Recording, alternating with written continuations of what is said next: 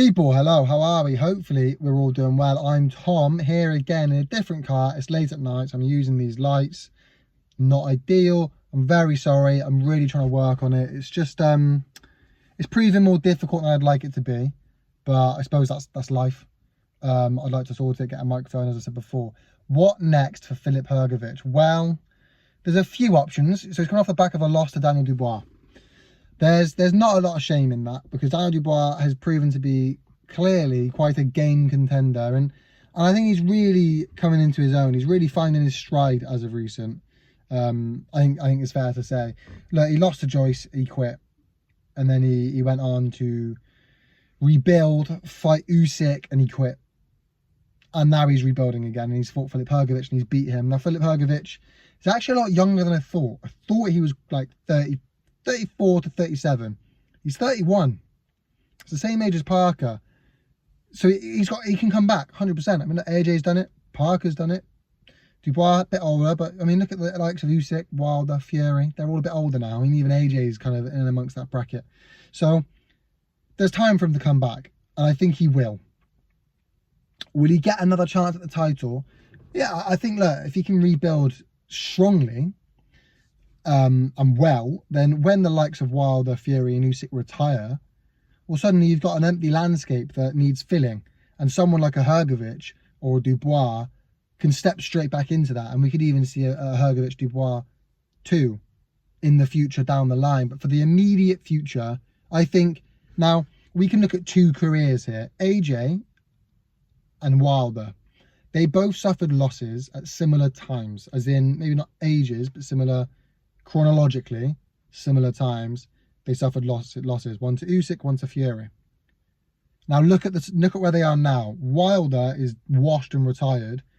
AJ is about to have a title fight against Dubois at Wembley. Do you know what I'm trying to say? I think that the key difference there is, well, a few things, but certainly one that I think is perhaps being overlooked. AJ lost to Usyk, and he was given the opportunity, he's given the chance to really rebuild. He took some time out, and then he came back with a 12-round fight against Franklin, which I think is going to age really well.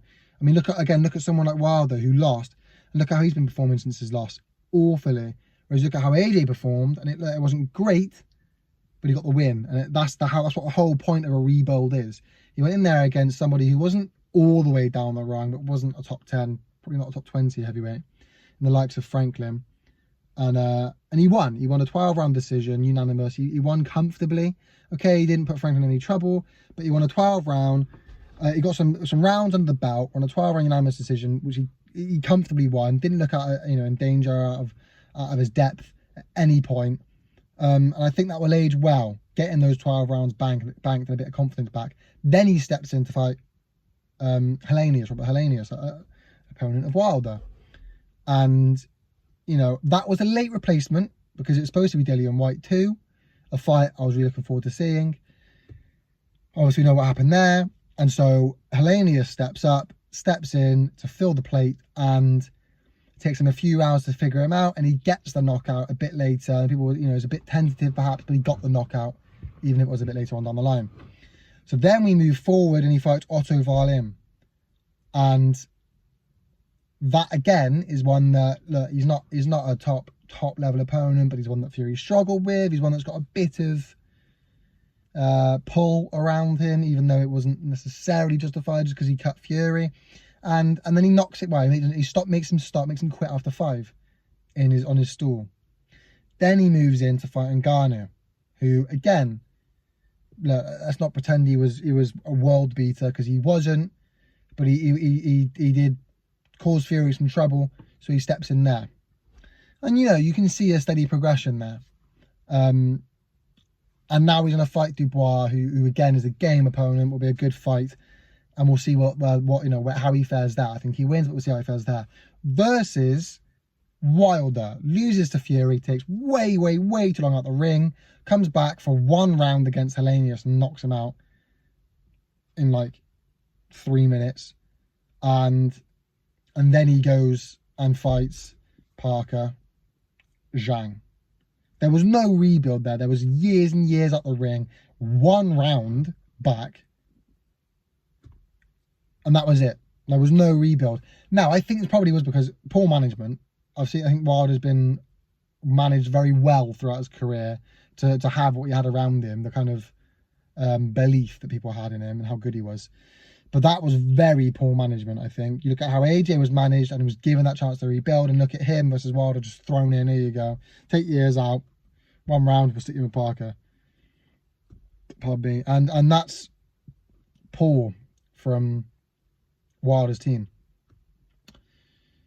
And that's important. And I think another aspect of that as to why that happened is because Wilder, even though he lost to Fury, and for whatever reason, that was seen as you're fantastic still. You've got a right hand of you know, godlike power, and you only lost to Fury, and AJ's still scared, and you knock him spark out, and you know, you went out on your shield, and whereas AJ just got beaten up by Usyk and didn't do the right game plan that he should have done, didn't do what Fury's going to do and walk him down, and didn't do this, that, and the other, and we've since learned that actually perhaps that was vice versa. So with Hrgovic, especially now I've seen he's 31 years old, it's important to get that right. So don't just lob him back in there with an Usyk or an AJ or a Parker or a Wilder even. Give him chance to rebuild. A couple of low-level opponents, maybe a Dempsey McKean again. That wasn't a bad fight. Give him that again. Or that kind of caliber, that kind of level. A Franklin, a White. That kind of level where you'd fancy him to win. He's probably a favourite, but he's not going to completely walk over him. It's not like a Mark the Mori fight. You see what I'm saying? Then you put him in there again with someone a bit better, a bit more challenging. Then you go from there. That's what I want to see happen. He's got time. He's got time. Let Fury, Usyk and AJ and Parker now kind of in and around the mix. Sort that out. Then you step up after when they've all gone with Parker, with Dubois and yourself, and go then. That's what I would like to see. Because I think this has shown him that he has to work hard. That you may be good, you may be great, but without the hard work, it's really not much. Does that make sense? I think he now sees that clearly and knows that he's not God's gift and he needs to work hard. And this will hopefully spring him to do that and give him a couple of fights to do that. And then he'll come back and hopefully we'll see him in and amongst the mix after the top guys have gone. Because I think they will beat him. So what next? Look, I think if Saudis want him to stay, I wouldn't mind seeing him with White, like say. I mean, Parker could have a go because Parker deserves a bit of an easier touch, and that's not an easy touch, but it's an easier touch. And he deserves it. He's earned it. If he's not getting AJ, give him that. Do you know what I'm trying to say? So I think that's how I would go. But let me know your thoughts, people. I look forward to reading. Thank you so much for watching. Make sure you leave a like, comment, subscribe. People know how YouTube works. Peace.